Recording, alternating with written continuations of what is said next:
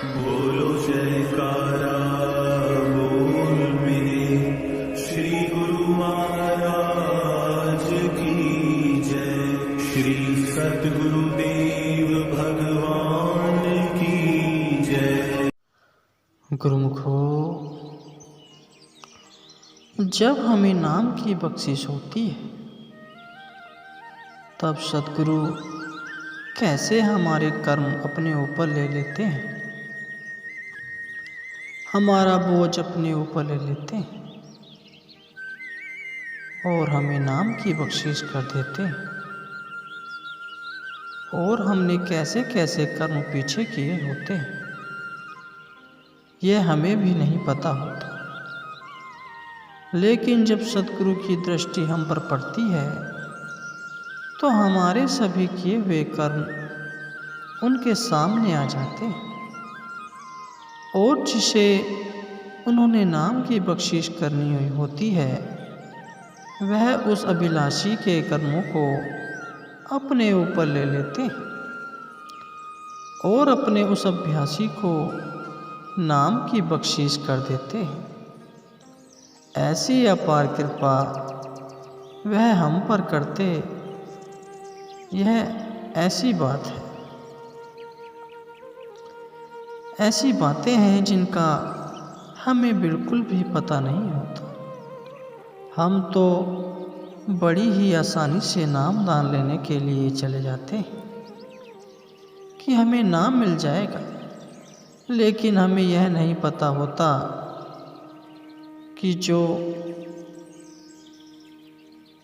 जो दात सतगुरु ने हमारी झोली में डाली है उसको लेने के लिए हमारी झोली भी साफ होनी चाहिए, पवित्र होनी चाहिए, और वह होती नहीं है क्योंकि पता नहीं हमने जन्मों जन्मों की कितनी मैल इकट्ठी की हुई है, कैसे कैसे भारी कर्म हमने किए हुए, यह हमें नहीं पता होता, लेकिन फिर भी बड़ी ही आसानी से हम नाम दान लेने के लिए पहुंच जाते हैं। और शुक्र है उस मालिक का, शुक्र है सतगुरु का, जो अपनी अपार कृपा कर हमारे कर्मों को जानते हुए भी उसका बोझ अपने ऊपर ले लेते हैं और हमें नाम की बख्शिश कर देते हैं। हमारी झोली में वह अनमोल दात डाल देते हैं जिसे पाने के लिए राजा महाराजाओं को भी धक्के खाने पड़ते थे, गुरु की तलाश करने के लिए निकलना पड़ता था। और गुरुमुखों, जब हमारे कर्म इतने भारी हो कि हमारे उन कर्मों की तकलीफ सतगुरु को झेलनी पड़े तो तब हमें कैसा लगेगा। तो ऐसा ही एक किस्सा सतगुरु बड़े महाराज जी के समय का है कि एक बार सतगुरु महाराज अम्बाला शहर में तशरीफ ले रहे थे और वहाँ पर मोतीराम दर्जी सतगुरु महाराज जी का बहुत ही प्यारा सत्संगी प्रेमी था और उन्होंने सतगुरु महाराज जी से सत्संग के लिए अर्ज की कि सतगुरु अपने सत्संग से संगत को निहाल करें, संगत आप ही की वाणी सुनने के लिए तरस रही है। तो सतगुरु महाराज जी ने श्री गुरु ग्रंथ साहिब का शब्द सत्संग में लिया, क्योंकि उपदेश बड़ा ऊंचा और उच्च होता है। इसलिए जब उन्होंने शब्द की व्याख्या की तो वहाँ पर जो सत्संग में संगत मौजूद थी वह सतगुरु के उस सत्संग से बहुत ही प्रभावित हुई और वहाँ पर हुक्म सिंह नाम का एक अकाउंटेंट रहता था और उसने मोतीराम के पास जाकर यह कहा कि मुझे भी इनसे नाम लेना है, और उसने मोतीराम के पास नाम लेने की ख्वाहिश जाहिर की।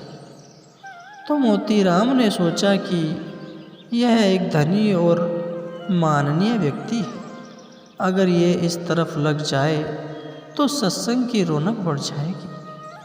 तो मोतीराम ने सतगुरु से अर्जी की और उस आदमी को पेश किया। तब सतगुरु ने कहा, मोतीराम, इस आदमी को नाम ना दिलाओ, इसके बड़े ही भारी कर्म हैं। तो मोतीराम ने कहा, सतगुरु, अगर आपके पास आकर भी कर्म बाकी रहे तो फिर दुनिया में और कौन सी जगह है। तो सतगुरु का विचार वहाँ पर 1 महीना सत्संग करने का था। लेकिन मोतीराम की ये बात सुनकर सतगुरु ने फरमाया कि अच्छा ठीक है, मैं नाम दे देता हूँ, लेकिन जब मैं इसे नाम दे दूँगा तब मैं यहाँ नहीं रहूँगा, तब मुझे यहाँ से वापस जाना होगा। तो मोतीराम ने हट धर्मी की और उनसे कहा कि अच्छा महाराज जी, कोई बात नहीं, आप जहाँ भी जाओगे मैं वहाँ आ जाऊँगा, लेकिन आप इसे नाम की बख्शिश कर दें, आप इसे नाम जरूर बख्श दें। तो सतगुरु ने तांगा मंगवा लिया और बिस्तर बांधकर उसमें रख दिया। और जैसे ही सतगुरु ने उसे नाम की बख्शिश की और उसी समय सतगुरु तांगे पर सवार होकर स्टेशन पहुँचे और वापस चले गए। इत्तेफाक से रास्ते में लुधियाना स्टेशन पर सतगुरु बड़े महाराज जी को मिले और उन्होंने अर्ज की, हुजूर, मेरा गांव महिमा सिंह वाला नज़दीक ही है, दर्शन देते जाओ। और आप कहने लगे, मैं इस वक्त नहीं उतरूंगा, तुम भी इस डेरे को न आना। और उधर महाराज जी का नियम था कि वह जब भी छुट्टी पर आते तो वह हर रविवार को सत्संग के लिए आ जाते और सतगुरु आमतौर पर उन्हें कहा करते थे कि तुम घर का कामकाज नहीं करते, डेरे चले आते हो। उन्होंने समझा शायद इसलिए यह हुक्म दिया है। जब बड़े सतगुरु डेरे पहुँचे तो उन्होंने इतना तेज बुखार हो गया कि नीचे का सांस नीचे और ऊपर का सांस ऊपर ही रहा और उन्हें बहुत तकलीफ हो रही थी। तो वहाँ पर सतगुरु के पास बीवी रुको थी, जो हमेशा सतगुरु की सेवा में रहती थी। तो सतगुरु की ऐसी हालत देखकर संगत को चिंता होने लगी। तो बहुत से सत्संगियों ने दवा खाने के लिए अर्ज की, लेकिन आपने फरमाया कि अभी 12 दिन में कोई दवा नहीं खाऊंगा। तो वहाँ पर कुछ संगत रोने लग पड़ी थी और बीवी रुको भी रोने लग पड़ी। और उसके बाद आप जी ने फरमाया, बीवी मैं अभी नहीं जा रहा हूँ, तो फिक्र ना कर, 12 दिन के बाद बुखार कुछ कम हो जाएगा और मैं ठीक हो जाऊंगा। तो जब सतगुरु बड़े महाराज जी अगले रविवार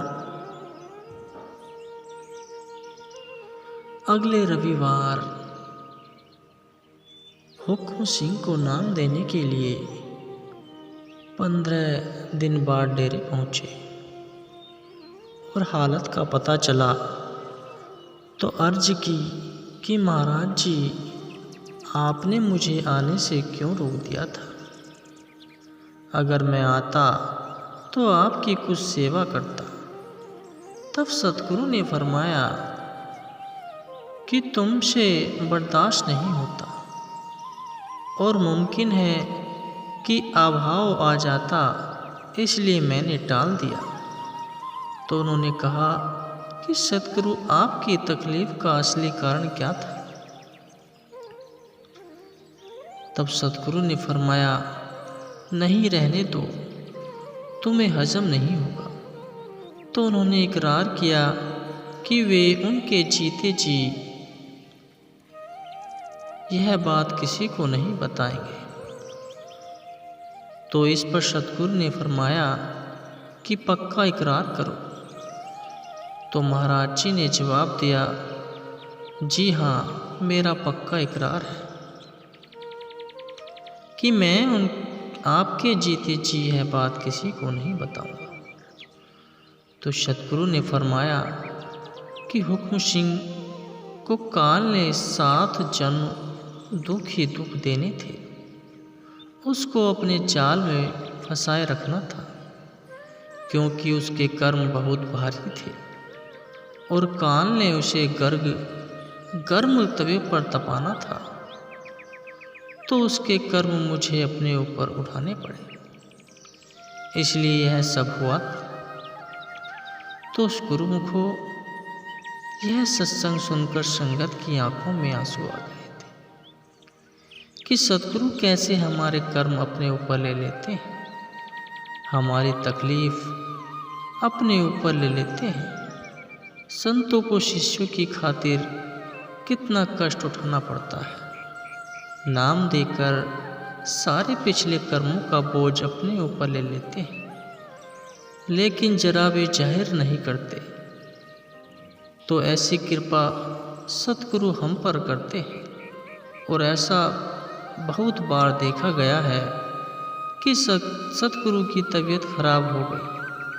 तो गुरुमुखो उनकी तबीयत इसलिए खराब नहीं हुई कि वे उनका कोई शारीरिक रोग हुआ, नहीं, ऐसा बिल्कुल भी नहीं है। जब भी सतगुरु पर कोई ऐसी बात आती है तब संगत अपने आप ही समझ जाती है कि जरूर सतगुरु ने किसी के कर्म उठाना शुरू किया है, किसी के कर्म अपने ऊपर ले लिए।